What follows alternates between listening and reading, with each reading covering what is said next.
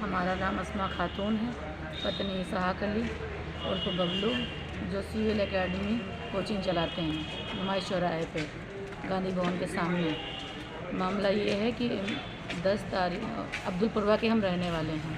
हमारा ससुराल अब्दुलपुरवा यानी चुंगी के पास है।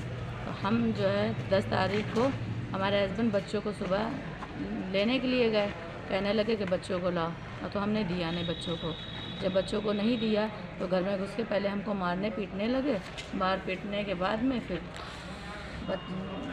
हमसे बोले, हम तुमको 3 बार हमसे बोले अस्मा तुमको हम तलाक दे रहे हैं, तलाक दे के और बच्चों को छीन के लेके चले गए। फिर हम 10 तारीख को ही हम एसपी ऑफिस से एप्लीकेशन लिखवा के पहुँचे। तो उन्होंने कहा ठीक है, इसकी जो जांच करके फिर हम आपको इत्तला देते हैं। कोई कार्रवाई नहीं। फिर 12 तारीख को हम देहात कोतवाली गए। देहात कोतवाली में जब हमने एप्लीकेशन दिया तो उन्होंने कहा ठीक है, इसकी हम जांच करने के लिए तुम्हारे घर आएंगे। सब बातें सारी हो गई। हमारे हस्बैंड भी वहीं बुलाए गए थे। कोई बात नहीं। जब हम वहाँ से हमारे हस्बैंड पहले आगे आ गए, हमको क्या पता कि ये लोग आगे खड़े हैं पूरा ग्रुप बना के। हम भी थोड़ी देर के बाद वहाँ से चले तो हमको आगे मिले हैं। हमारा ऑटो हमको मिल गया था, मगर उस पर कोई सवारी नहीं थी, एक ही हम ही अकेले थे।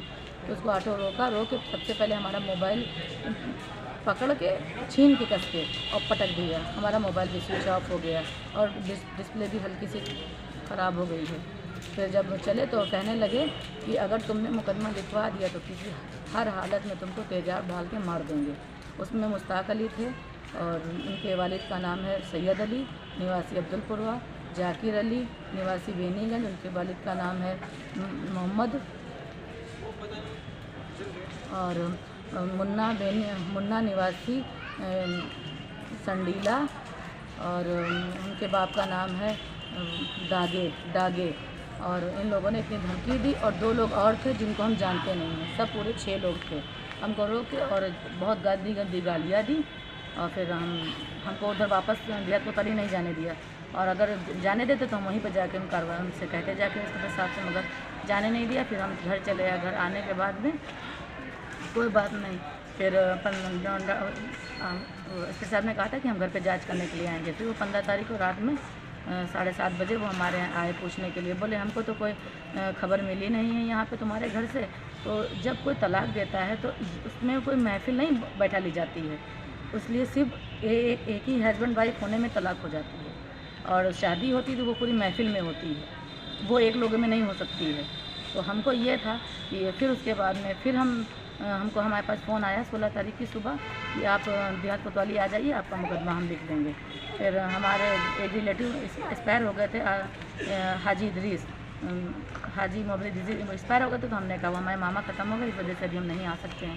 तो फिर हम शाम को जब टाइम मिला तो हम उनके यहाँ पहुँचे। जाके जब हम पहुँचे तो उन्होंने कहा कि आपका मुकदमा लिख जाएगा। हम अपनी एप्लीकेशन लेके गए तो वो मेरी एप्लीकेशन लेके फाड़ दी और वो अपने आप से एप्लीकेशन लिखवाई, और वो मेरी मर्ज़ी की नहीं थी।